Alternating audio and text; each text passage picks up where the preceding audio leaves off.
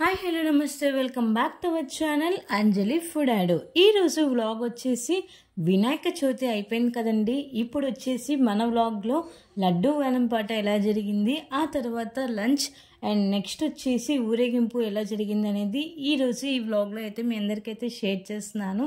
And ఇది వచ్చేప్పటికి లడ్డు వేలంపాట స్టార్ట్ అయింది, 12:30కి స్టార్ట్ అయిందనమాట. సో లడ్డు వేలంపాట ఎంతకు పోయింది, ఎవరు పాడారు అనేది డీటెయిల్గా ఈ వ్లాగ్లో అయితే చూసేయండి. అంకా సత్యనారాయణ గారి పాట 4500. అంకాల సత్యనారాయణ గారి పాట 4500. ఆలపాటి మధుశంకర్ గారి పాట 10,000 రూపాయలు. 4 ఏళ్ళ నుంచి 10,000కి పెరిగింది.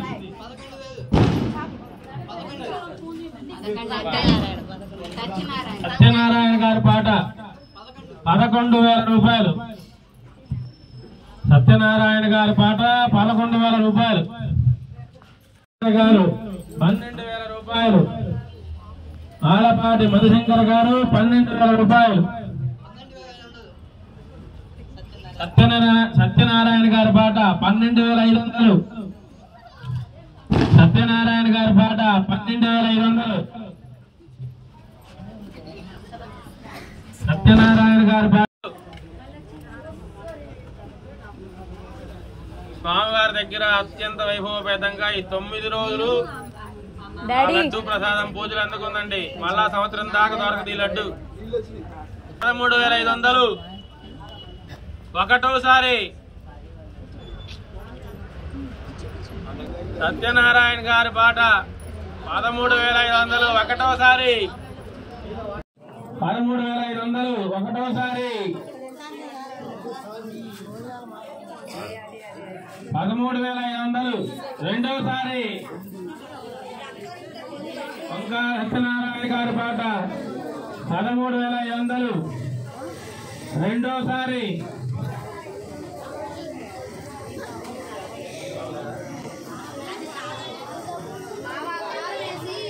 అంకా సత్యనారాయణ గారి పాట 13,500. రెండోసారి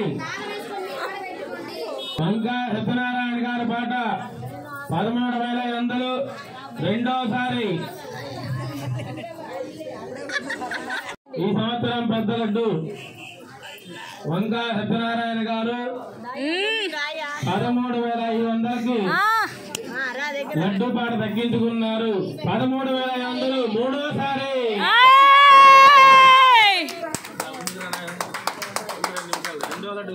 3,300. నూతిగంటి పవన్ కుమార్ గారు 5,000 రూపాయలు. పున్నారా గారి పాట 5,500. పవన్ గారి పాట 6,000 రూపాయలు. 6,000 రూపాయలు పవన్ గారి పాట. అన్నయ్య నూతిగట్టు పవన్ గారి పాట 6,000 రూపాయలు.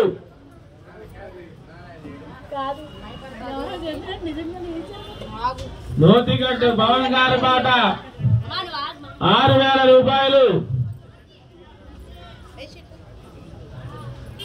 పవన్ గారి పాట 6,000 రూపాయలు. ఒకటోసారి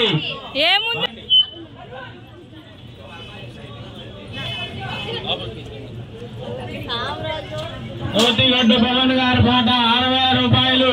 ఒకటోసారి